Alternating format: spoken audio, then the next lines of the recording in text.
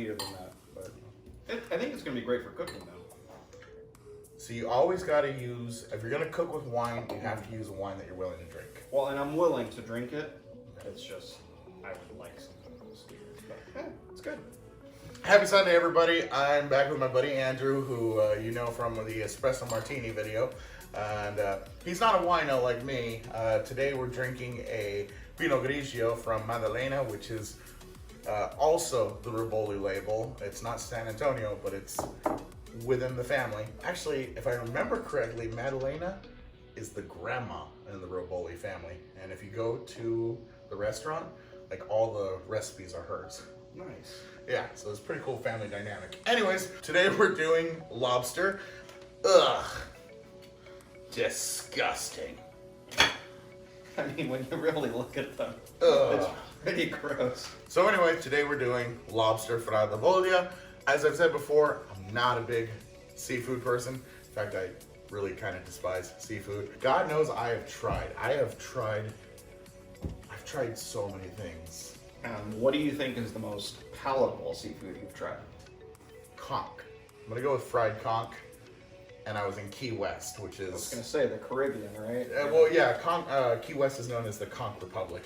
Okay. With lobster, you know, I'm not Jewish, but it's not kosher for a reason. It's conch? No, also not. Same family, right? Yeah, lobster is just an ocean cockroach to me.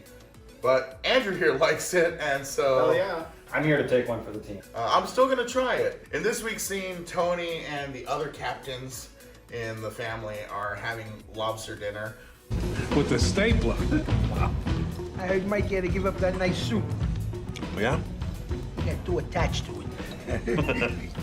Michael told me there's been a disease since he was 5. He had it coming. So it's just kind of plain, just a lobster boil. And since I'm going through all the recipes in the Soprano Family Cookbook, one of the recipes was lobster fra Diavolo. In the comment section below, you can go ahead and tell me how awful I mispronounced that. It's okay. Anyways, I thought, well, we might as well use it up now. So it's lobster and spicy tomato sauce. Here's our tails. The book actually calls for 2 live lobsters, but guess what I learned this week? Lobster, like several other animals and fruits and vegetables, has a season. Ah. We are not in lobster season as I'm filming this. Andrew and we went to high school together, and he could tell you, I've been a habitual procrastinator all my life with all my homework assignments. I waited a bit too long to go check with Woody, but he normally does have some frozen lobster tail on hand. Shout out to my guy, Woody's Butcher Block. If you live here on the Central Coast and you give him enough warning, pretty much get you most anything. So definitely hit him up, but he was like, oh, sorry, my guy. Can't help you. You tried, Erica, and I appreciate it. You like these things. What are we doing next? Well, this is the best part of the lobster, so I forgive you. I think this is going to be great. So let's make some sauce. Oh, yeah, we got to do the sauce. Okay, the cookbook assumes that you followed it. If you've watched me for a while, you know I don't always do. And it starts with the instructions on how to handle the live lobster. I'm going to put a link in the description below to a video by Andrew Zimmer on the most humane and best way to kill a live lobster. Might be ocean cockroaches, but they have feelings too. They're actually extremely sensitive to temperature, so that whole putting them in the pot live thing, actually like the worst possible way to kill it. You want to turn it up slowly, right? No, that's the frog method. So what you actually do is you put them in the freezer, and it like knocks them out, and it just kind of puts them in like a comatose state, and then you 5 to 10 minutes, pull them out, and then gladiator style, get them right in the back of the head. Oh. And then you plop them into the water immediately. Got it. Essentially, the whole reason why you want to have a fresh lobster like that is lobster is one of those animals that from the moment it dies, the bacteria rushes to it. Gotcha. That's why people throw in live lobsters into the water immediately, because if they die in the cooking process, no bacteria. There was no time for bacteria to get to it. Got it. That's why, you know, frozen lobster, kind of people like put their nose up to it. That's why, there's like a health issue there. Really you want to, if you're gonna deal with lobster, it better be like out the ocean and like still By the way, you like my shirt? I love your shirt. So apropos. So in a large, heavy saucepan, cook the lobster pieces. Oh, we talked about lobster so much. The rest of the ingredients here are 28 ounces of Italian peeled tomatoes, chopped, crushed garlic, and this is where the spice comes from. Either a small dried, and I'm gonna get comments on my pronunciation of this one, peperoncino, or just some crushed red pepper. Is that a mix of the two? No, that's the actual pepperoncino. Yeah, I got the pepperoncino, but I'm a glutton for punishment, and I put more than one in here. About a month ago, when I was doing the vinegar peppers episode, I cut like 5 pounds worth of jalapenos, and I even pounds. Yeah, and I even say in the video, if you're gonna not do this with gloves, wash your hands thoroughly before you go to the bathroom. Right. I didn't get under my nails. Oh man. And I went to the bathroom. Uh-huh. That was a spicy pepper for a while. I just felt to succumb to the same mistake. I chopped these up while you were getting the oil ready. And I had something on my face and I wiped it away. And like right now, this whole section of lip, it's like... I see a little sweating going on there, so. There's always sweating going on with me. I'm a big guy in the kitchen. Oil, the same Pinot Grigio that we're drinking, salt, and then some linguine and oregano in a large heavy saucepan. Cook the lobster pieces and garlic and pepperoncino in the oil over medium-low heat, stirring for about 10 minutes. Now, we're actually gonna de-shell this, right? That's right. And you know how to do that, right? Yes. Great, Andrew's taking over. I'm gonna stand over here with my wine. I need scissors. Oh, Andrew means man in Greek. And look at him go. He's living up to that name, this manly man.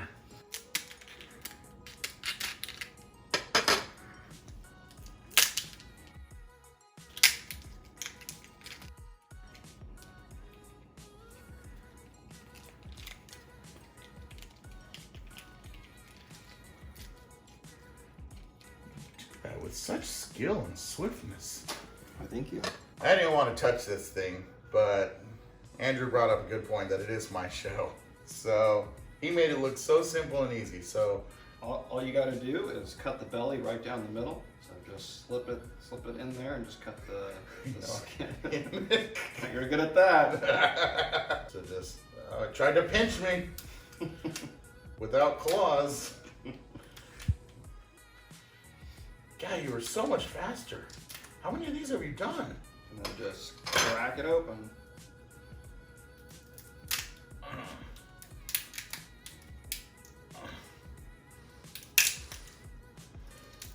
No, Anthony! I may be a huge meat eater, but I do care about animals. Gross.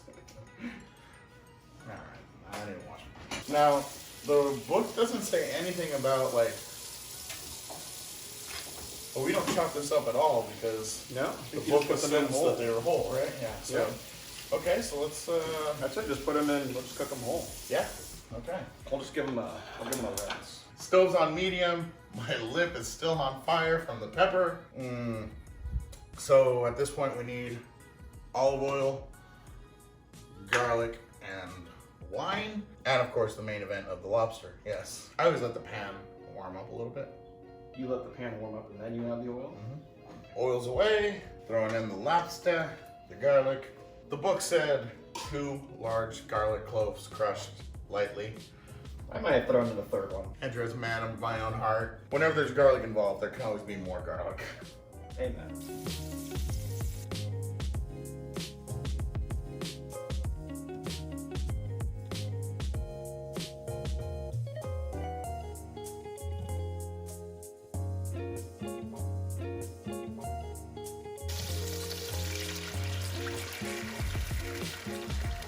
Alright, I don't like seafood, but that smell is not terrible.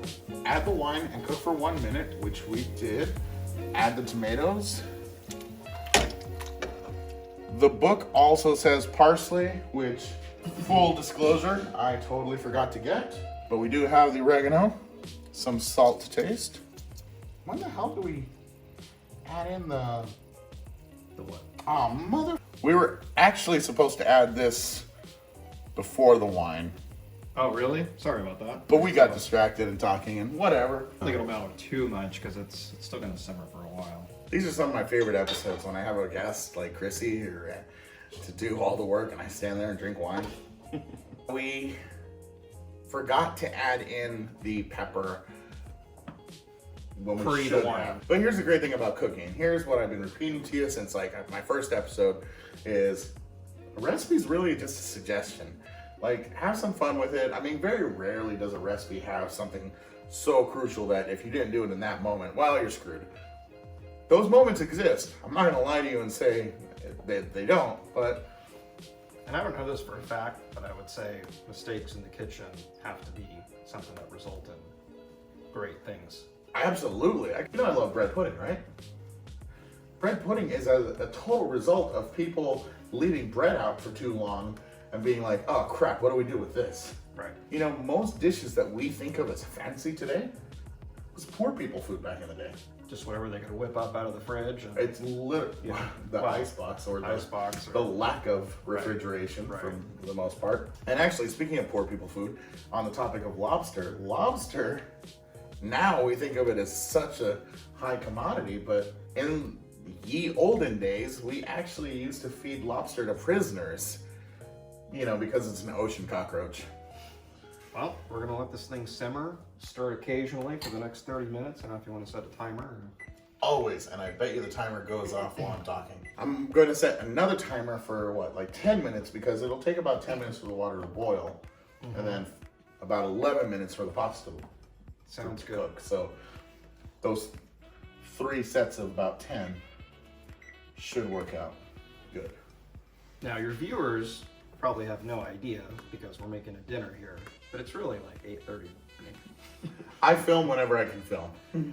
And 8:30 in the morning sounds like a good time for a cocktail.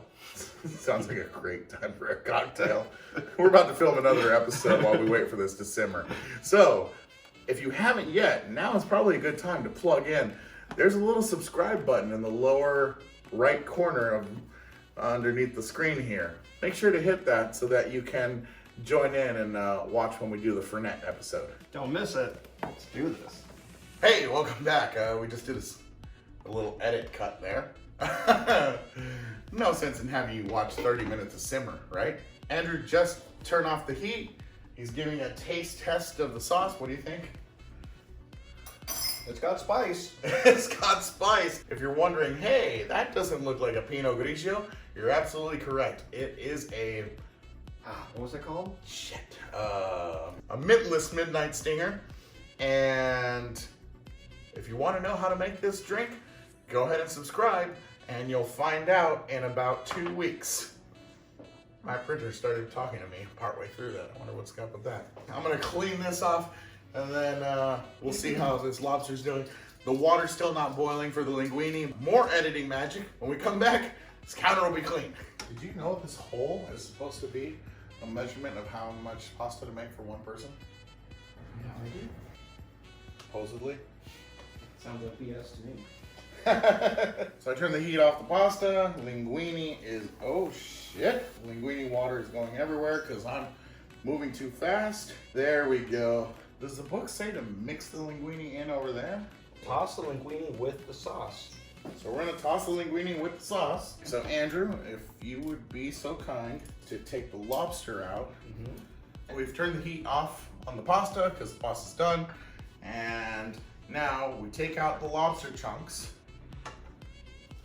Mix the linguine into the pasta now. It's all right, I'll eat this last couple.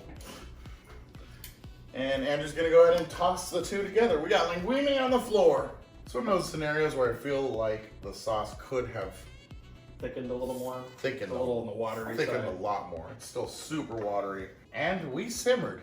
We did. We properly simmered the way the book said. So I have had such bad luck simmering. Huh. Chrissy doesn't know problem. Every time I've simmered with her, perfect simmer. Me, and now me and you. Yeah. Maybe the lid. Maybe I should have had the lid off more. Maybe. Whatever. I promised Kate that I was going to show my mistakes because I'm not Food Network perfect. Not like Bobby and Giada with their perfect smiles. Now, I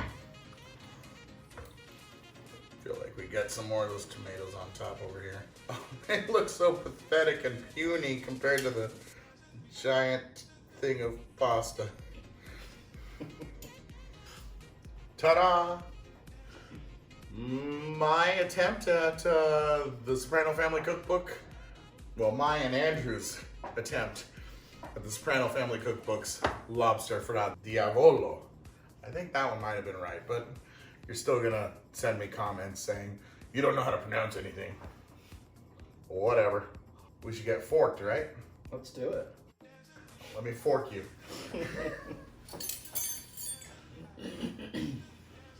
All right, you've been forked.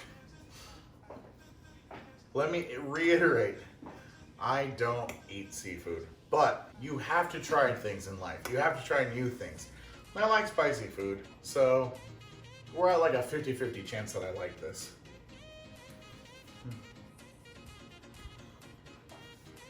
What did you think? It's good. Definitely has some spice to it. It's not like crazy spicy, but it's probably one of the spicier pastas I've ever had. Okay, all right. I do have a piece of the lobster on here. Andrew, you gonna verify for the? We've got lobster, a nice big piece. All right.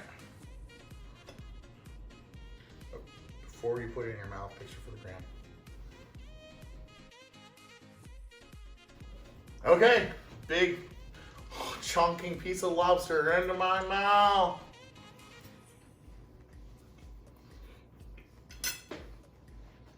Well, I dropped more linguine on the floor.